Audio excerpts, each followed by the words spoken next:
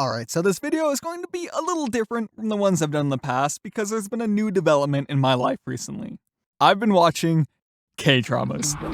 It all started several months ago when I stumbled across a show called Something in the Rain. Now, I'm not usually the biggest fan of K-dramas. I've seen a couple in the past, and I'm more of the opinion that they're, kind of over the top. I mean, I get that's why some people like them, but it's just not for me, I like things that are more grounded and less, quirky. But that's where Something in the Rain comes in. Something in the Rain is basically about a guy and a girl who fall in love, but then certain societal standards put a strain on their relationship, and we see if they can work through it. Yeah, it's basically every other love story of all time, but for me at least, watching it was honestly, and I say this without exaggeration, one of those experiences that happen once in a lifetime. When I first watched it, I was just amazed. It's so methodically done. The dialogue is so well written, the characters are so authentic. There were so many moments watching it that I was just completely blown away by the attention to detail and the chemistry between the two leads. Now, obviously Something in the Rain is by no means perfect. There are definitely some less than believable characters and some questionable decision making at some points in the story, but I'm not even here to recommend the show. No, I couldn't care less if you watch it. I'm not even sure most people would like it, to be honest with you. I'm here to talk about something else completely. Television. Personally, not a big fan. I mean, I know it sounds kind of ridiculous to say out loud, but I just feel like television usually follows the approach of an interesting concept played out to death. I mean, I understand the love for Breaking Bad, but it just feels like every episode starts to become a series of the same emotional beats. Walter starts cooking a little more meth, slipping into a little more debauchery as the people around him become a little more suspicious, all while he and Jesse narrowly avoid the law. This is my own private domicile and I will not be harassed. Bitch!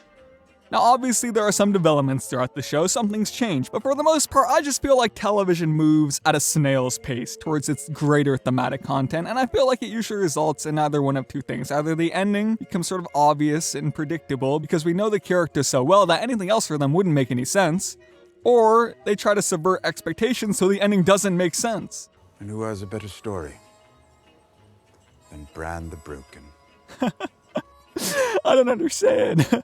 But yeah, I just think these stories could definitely be cut down. But I understand that television is appealing and its longevity and its entertainment.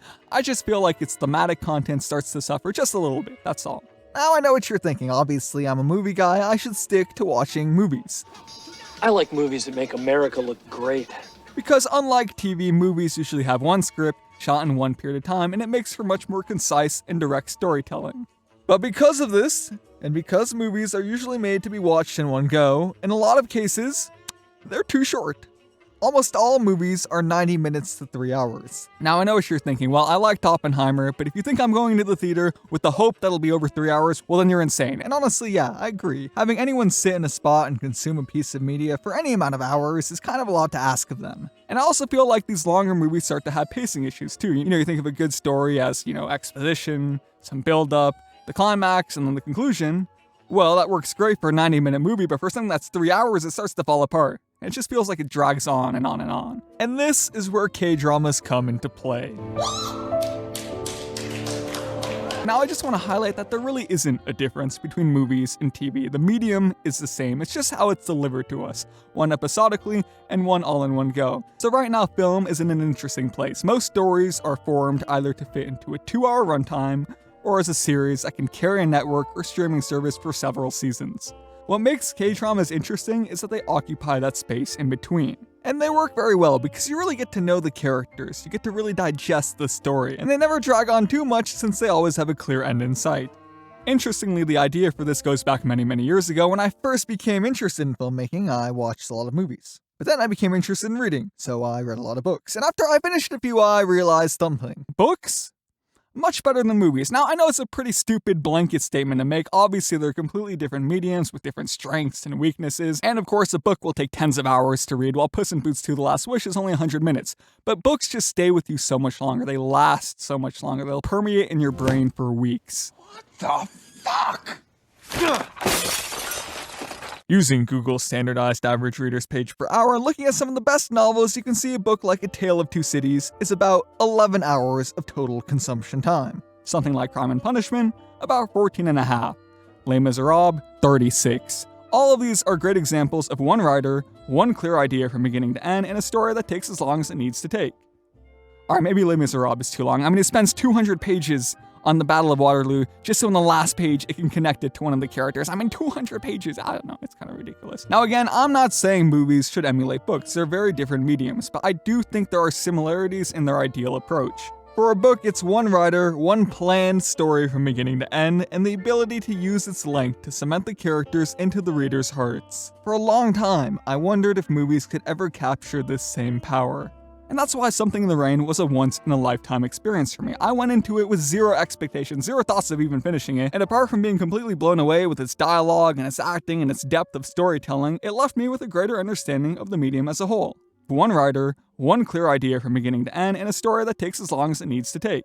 It was to me proof that there's a whole massive gap in cinematic storytelling that is for the most part being ignored. And this is why I think K-dramas represent the future of film and television. They are almost all limited series, one season only, and as a result they demonstrate a new standardized approach to the medium that has a very real power to it. Except for all the corny stuff. Of course, we English-speaking countries do make some limited series and some mini-series, and I do think streaming opens up the possibility for a lot more of these intermediate-length stories. But for the most part, they're like 1% of the stories that get made compared to movies and conventional television. And that 4 to 10 hour range is like non-existent. There's like nothing there. Nothing gets made in that range. And I honestly think that that might be the ideal length for storytelling. And I know what you're thinking. Well, how could you possibly think that? There's never been anything made there. But you're wrong. Yep, that's right. One director, one clear story from beginning to end, shot all in one go, and you wonder why you love these movies so much. The mildly famous Swedish director Ingmar Bergman's last movie, except for the 10 he made after, was a 5-hour and 12-minute long drama based on his childhood.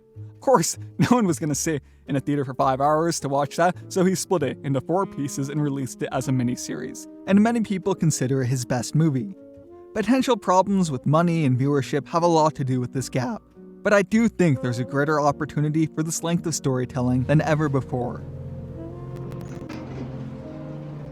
And I don't know, I just hope that we seize it. Well anyways, I guess that's all folks. Thanks for watching, and I'll see you next time.